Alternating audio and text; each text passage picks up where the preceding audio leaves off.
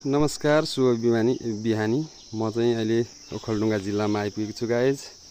यो ओखलढुङ्गा जिल्लाको नामकरण यही ओखले ढुङ्गाबाट भएको हो। र ओखलको चित्र पनि देख्न सक्नुहुन्छ,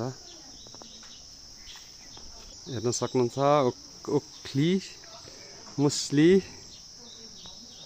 सबै देख्न सकिन्छ गाइजहरू, हेर्न सक्नुहुन्छ।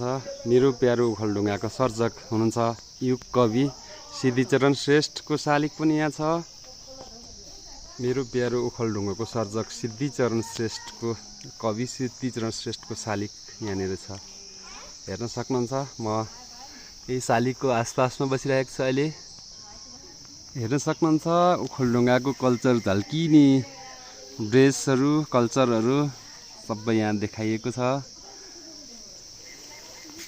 अब बजार चाहिँ यो नजिकै परेको छ गाइजहरू, राम्रो छ, हेर्न सक्नुहुन्छ। शालिगको पछाडिबाट फोटो क्लिक गर्दैछु गाइजहरू।